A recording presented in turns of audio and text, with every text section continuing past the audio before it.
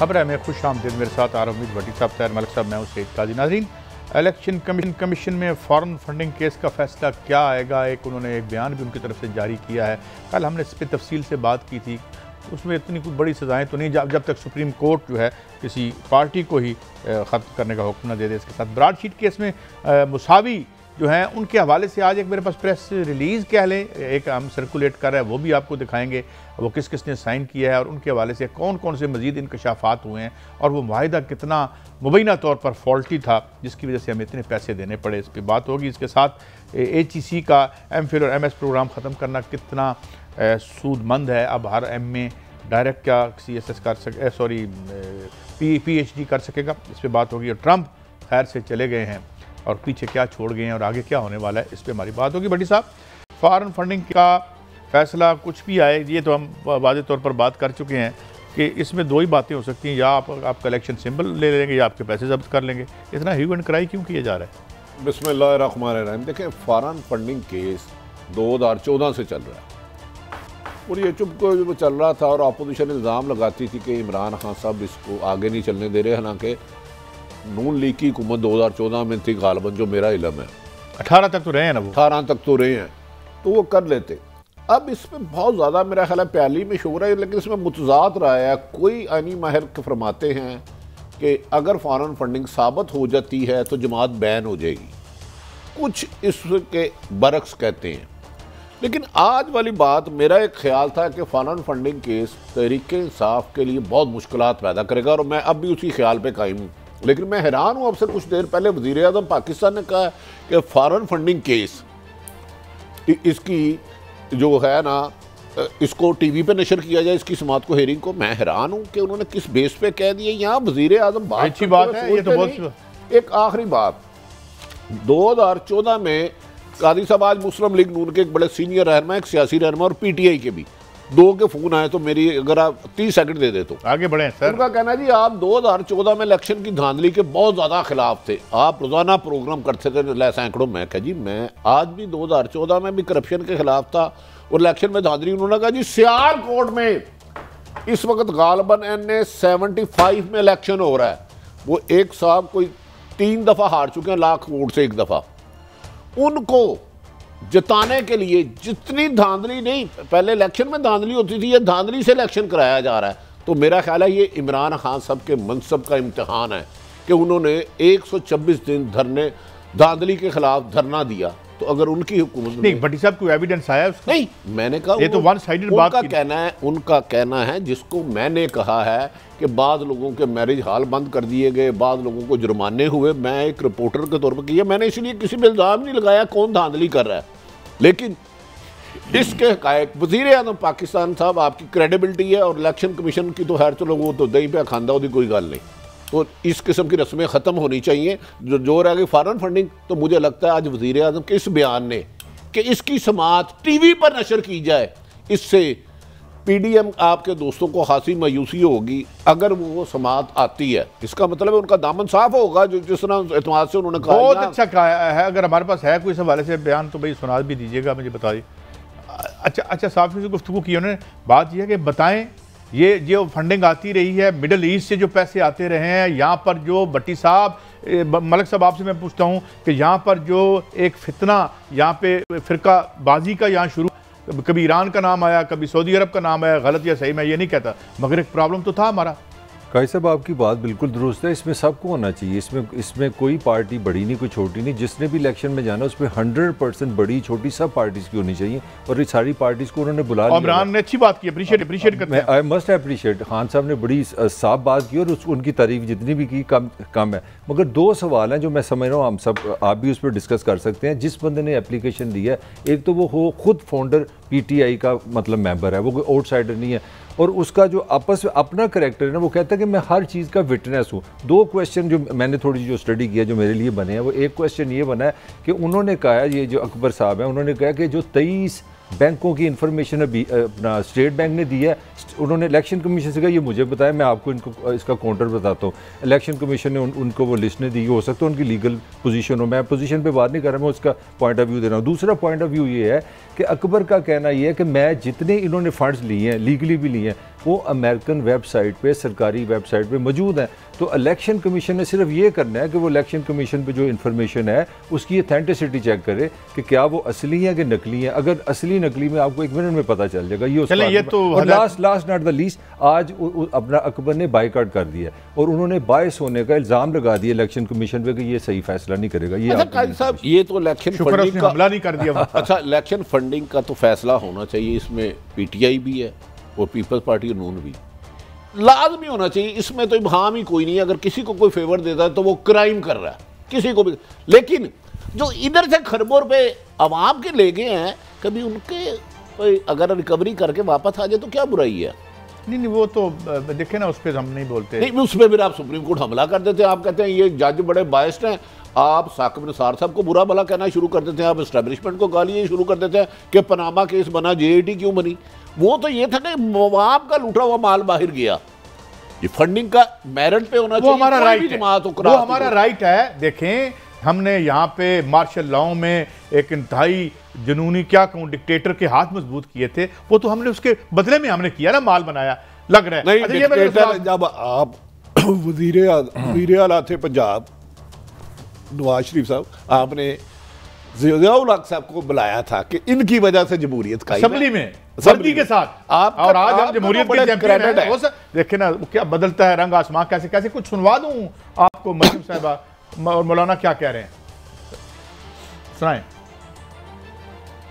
क्या जानते हो किन 2 मुल्कों से इसको फंडिंग हुई? 2 मुल्कों से इसको बहुत बड़े बड़े फंड आए। एक है इंडिया और दूसरा है इस्राइल। और इसको फंडिंग इंडिया से जानते हो किसने की? भारतीय जनता पार्टी के अरकान ने, जिसका नाम दोसांझ है। और जिस इस्राइली ने इसको पैसा दिया उसका नाम है पैरी सी शेफ। ऐसी बेतहाशा कंपनियों और लोगों ने इसको पैसा दिया। मौलाना साहब का भी लगे आपको सुना। मैं तो 2012 से ये बात कह रहा हूँ कि ये यहूदी एजेंट है, वहाँ से उसको सपोर्ट हासिल है। और आज पूरी कौम पर आश्कारा हो रहा है कि इस्राइल और हिंदुस्तान के फंड से उसने इलेक्शन लड़े हैं। कोई गैरतमंद मौलवी किसी कीमत पर यहूदियों और हिंदुओं से आया हुआ पैसा अपनी रोजी के लिए इस्तेमाल नहीं करेगा। हम भूखा सोने के लिए तैयार हैं, लेकिन तुम्हारे एजाजिये पर लानत भेजते हैं। अच्छा बड़ी साहब, मेरे 2 सवाल हैं। क्या ये मालूमात उनको एन पैटरसन ने दी थी जब उनसे ये कह रहे थे कि हम आपके लिए पहले भी काम करते रहे हैं, आइंदा भी कर सकते हैं, और मोहतरमा को ये इन्फॉर्मेशन मोदी दे के गए थे वहां पे कि हम इनको फंडिंग दे रहे हैं? नहीं, इसको आप लाइट ले रहे हैं। अच्छा। बहुत संजीदा इल्जाम है। अच्छा, एंड है, ये इल्जाम लग रहे हैं वक्त के प्राइम मिनिस्टर, वजीर आज़म जो चीफ एग्जीक्यूटिव है इस मुल्क के, मोहतरम इमरान खान साहब। और मरियम साहब ऐसे कॉन्फिडेंस से मोहतरमा फरमा रही हैं कि जैसे उनके सामने इमरान खान ने पैसे पकड़े। मुझे बादी नज़र में तासुर ये लग रहा है। और मौलाना साहब ने भी कहा, मुझे ये बता दें, क्या ये सियासतदानों पे कोई कानून नहीं है कि अगर फंडिंग लिया उसने तो उसके खिलाफ कार्रवाई होनी चाहिए? इसमें एक सुप्रीम कोर्ट, एक जुडिशियल कमीशन आला सतह बता दे, ये मुझे बना दे इसी केस। उन्होंने तो बड़े धड़ल्ले से ये भी कहा था कि ना मेरे पाकिस्तान में कोई प्रॉपर्टी है ना कोई बाहर प्रॉपर्टी है। तो what is the credibility, where lies the credibility? देखिए, क्रेडिबिलिटी यहाँ अदालत में जाएं, सबूत लें, अदालत में चले जाएं।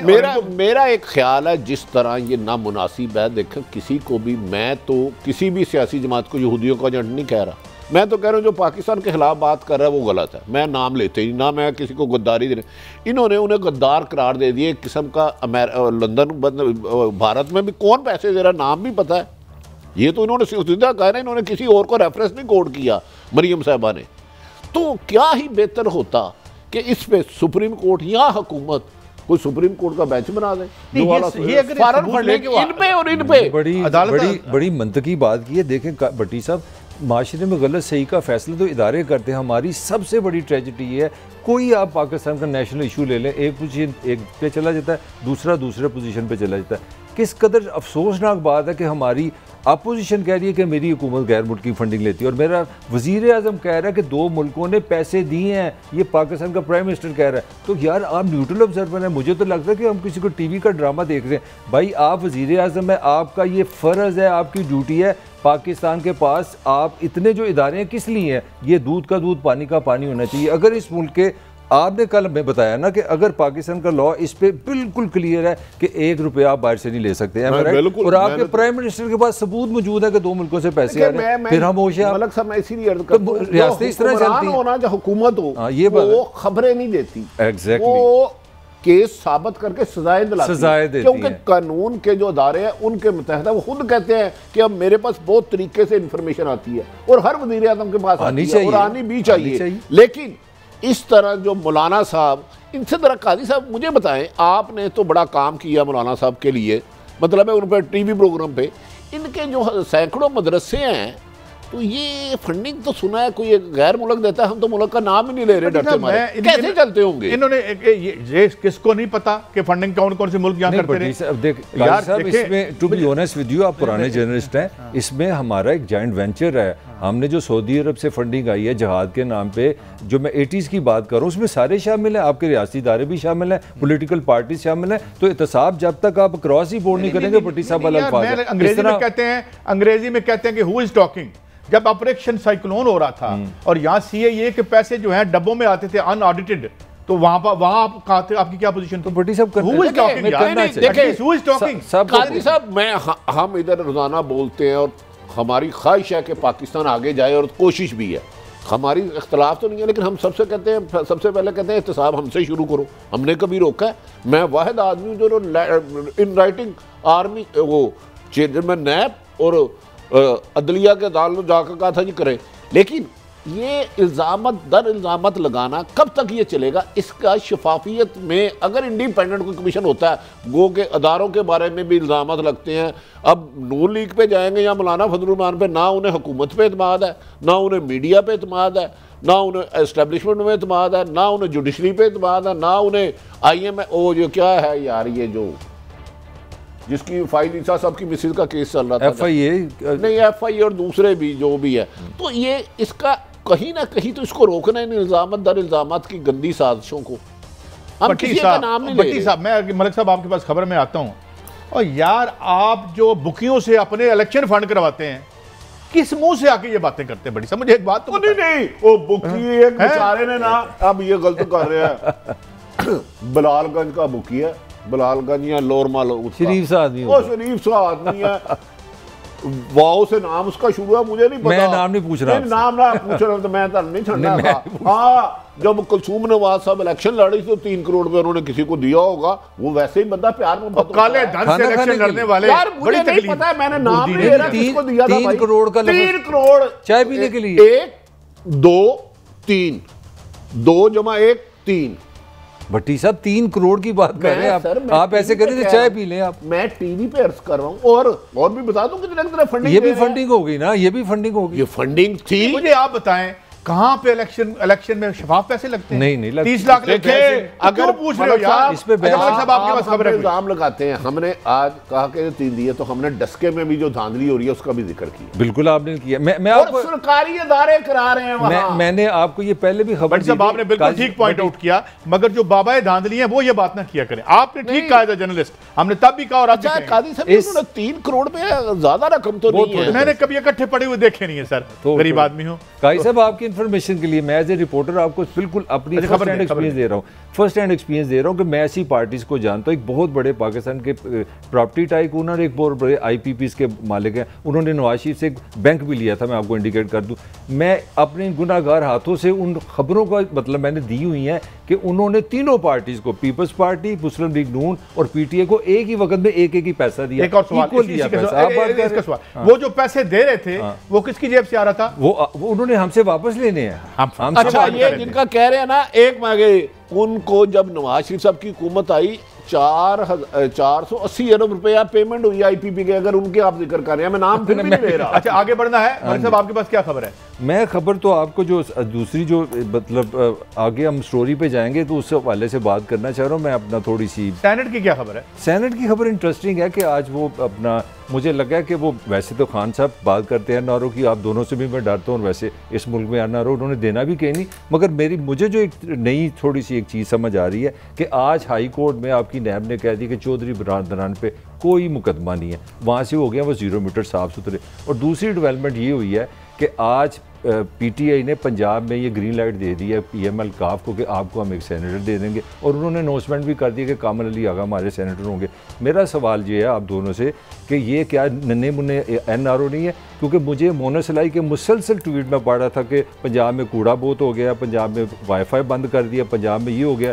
तो और अपना चौधरी शुजात साहब ने फरमाया था कि मुल्क की तारीख में इतने ख़राब हालात भी हुए, तो ये क्या नन्ना मुन्ना? आप चाहते हैं कि मसूलों पर मबनी सियासत करके इक़्तिदार फिर दुश्मनों को दे दें?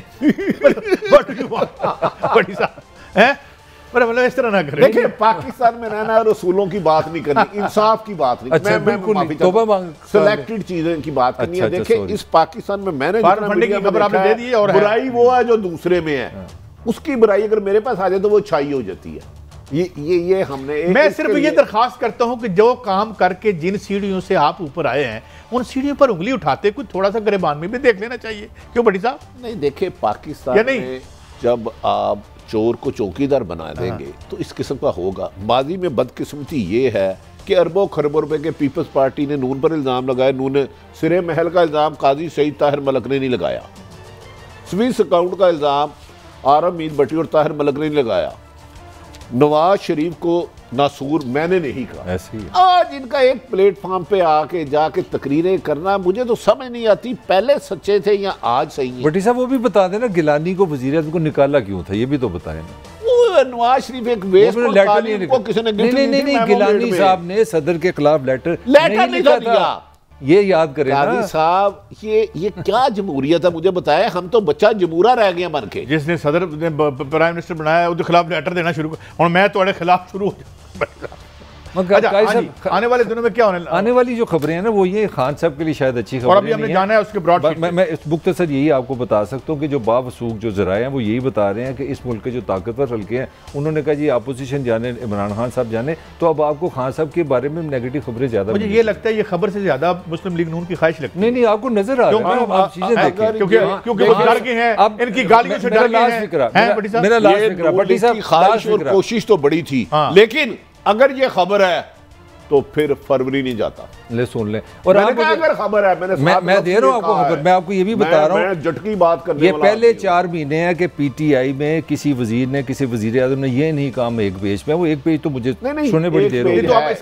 अल्हम्दुलिल्लाह है आज हमारे नहायत काबिल एहतराम, देखें जो सऊदी अरब के साथ खराब थे, बिलाल अकबर साहब को जो कोर कमांडर रहे हैं उन्हें सफीर लगाया।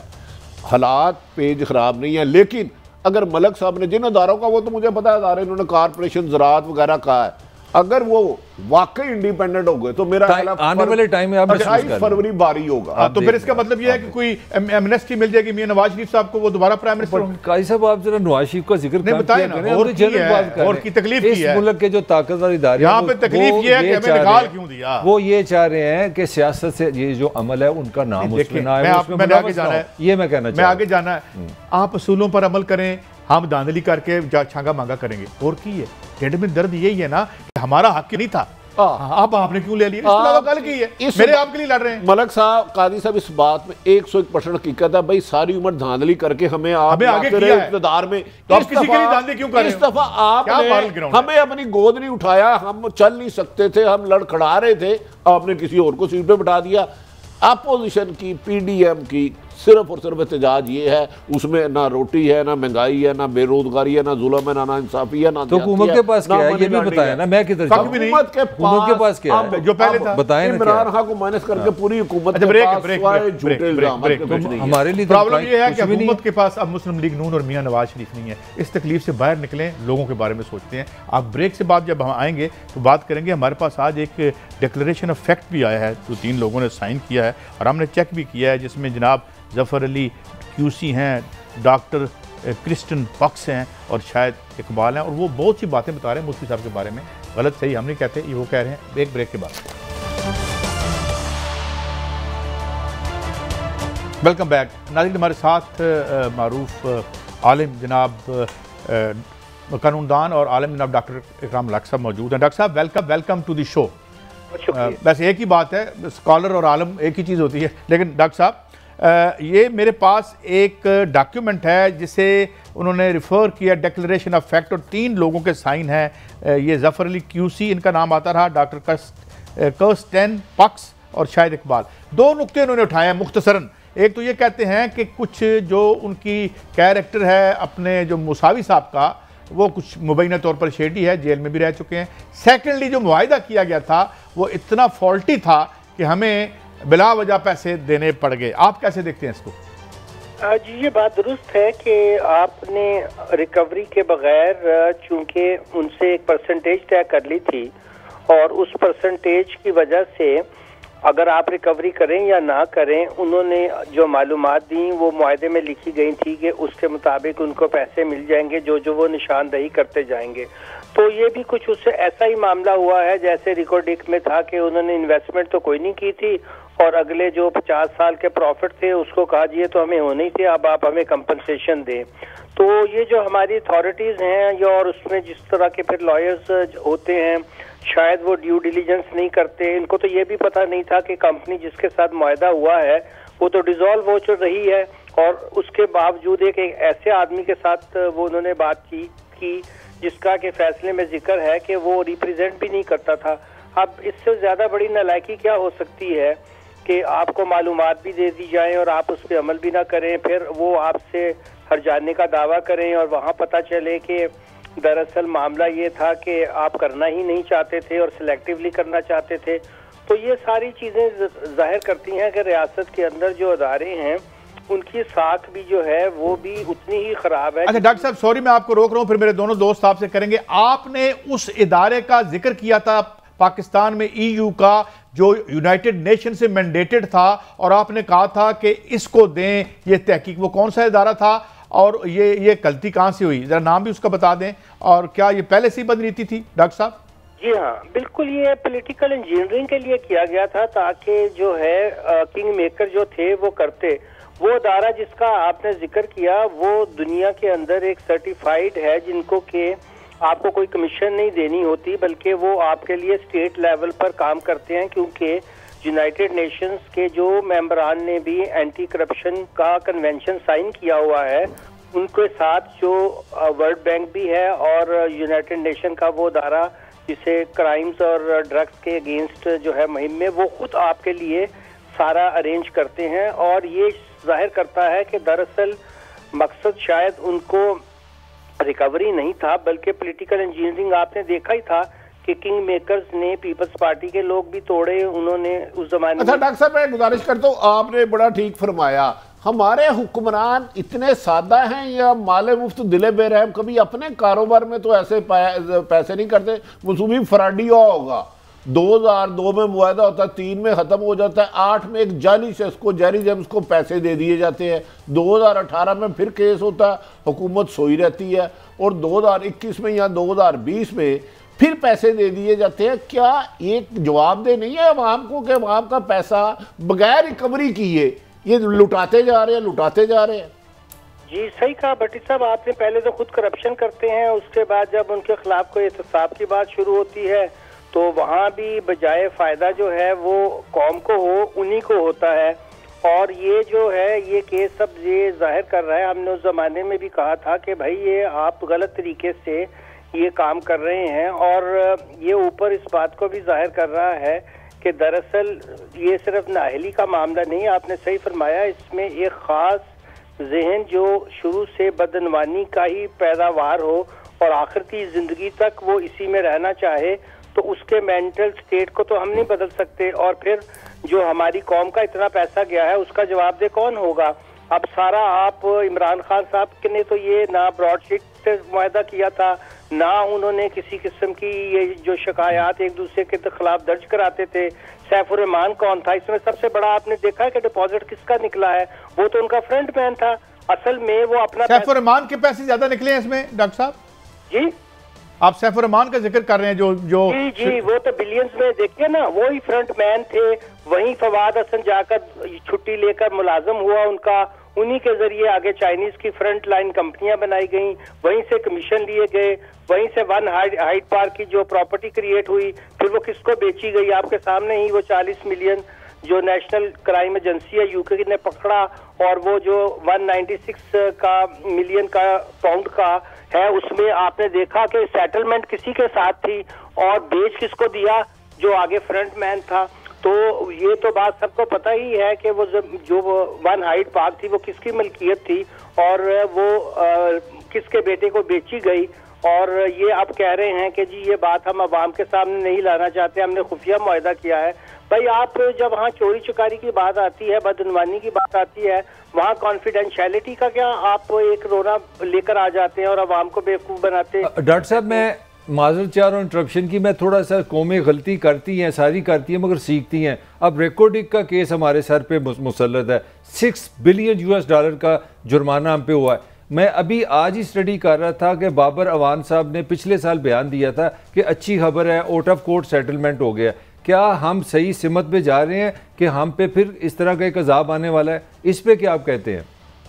देखें, वो तो सवाए इसके कोई चारा कार नहीं है कि उनमें से जो भी कंपनी है, दरअसल वहाँ पे 2 कंपनियों का जॉइंट वेंचर था। एक कंपनी तो अपना हक छोड़कर वापस आकर जॉइंट वेंचर में शामिल होने को शायद तैयार हो, मगर जो दूसरी कंपनी है जिसने ब्रिटिश वर्जन आइलैंड से हमारे खिलाफ डिक्री ले ली है, वो साफ जाहिर है कि उसको सेटल करना आउट ऑफ कोर्ट ही पड़ेगा, क्योंकि उन्हें भी पता है कि पाकिस्तान किसी शक्ल में भी उनके $6 बिलियन नहीं देने वाला है और ना ही वो देगा। और क्योंकि जो ब्रिटिश वर्जन आइलैंड का ऑर्डर है वो जो वाशिंगटन में स्टे हुआ है उसको ओवरराइड नहीं कर सकता। ऑलरेडी उसके ऊपर पाकिस्तान को मैरिटोरियम मिल गया हुआ है। उन्होंने कहा था कि आप 25% ज़र ज़मानत जमा करवाएं तो उस बाकी आपका जो $6 बिलियन का पेमेंट है उसको हम रोक देंगे। तो ब्रिटिश वर्जन आइलैंड की कोर्ट की कोई हैसियत नहीं है, और जो वाशिंगटन में उसकी एपलेट बॉडी है जहां से ये मुआहदे के बाद जहां अपील होती है, वहां पाकिस्तान ने जो 25% जमा नहीं करवाया, अलबत्ता उसके बारे में ज़रूर तहकीक करनी चाहिए कि वो क्यों नहीं करवाया, क्योंकि आप 25% अगर दे देते तो कम से कम वो पड़ा रहता है एक अकाउंट में, आपके पास फिर किसी किस्म का कोई भी आप पे। डॉक्टर साहब थैंक यू वेरी मच। हमारे वक्त की कमी हमेशा दरपेश होती है, वरना आपके पास तो इल्म का बड़ा खजाना और इन्फॉर्मेशन का भी खजाना है। बट 2 बातें मैं आपसे पूछना चाहता हूँ। एक, यूनाइटेड नेशन का इदारा मौजूद था जिसने हमसे कोई पैसे नहीं लेने थे, और मैं उसकी तफसील बताता हूँ। वो मैंडेटेड है, 8000 उसके वकील पूरी दुनिया में हैं और मुफ्त वो चोरी चकारी पकड़ के देते हैं। उसके आपके सवाल में जो है उसने हमें कमीशन नहीं देना था। ये जो जितनी 2-3 पेमेंट हुई है बगैर कमीशन के नहीं पॉसिबल। वो जो अब आपने 2020 में दिए हैं उसमें आपने 20 मिलियन दे दिए जो नवाज शरीफ के फ्लैट है, अभी ये रिकवर भी नहीं हुए। हमारी हुकूमत तो कौम का पैसा ऐसे लुटाती है जैसे कि मुफ्त का माल हो। भाई तुम अपने कारोबार ऐसे लुटाओ, अपना जाती बिजनेस ऐसे नुकसान करो। हाँ, ये कौम के पैसे ही क्यों लुटते हैं, इनके खजाने क्यों नहीं लुटते?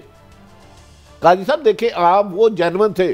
डॉक्टर साहब ने, इकरामुल हक साहब ने माकूल बात बताई कि उन्होंने रिकवर करके देना था, तो फिर मुझे कमीशन नहीं थी मिलनी, तो फिर मेरा क्या फायदा? नहीं, एक बात उन्होंने और की कि जब हम चोरों को पकड़ रहे हैं, जल्दी बताइएगा लास्ट मिनट है, ये जो खुफिया है कॉन्फिडेंशियल कैसे हो गया यार? एक चोर को हमने पकड़ना है, ये कॉन्फिडेंशियल है।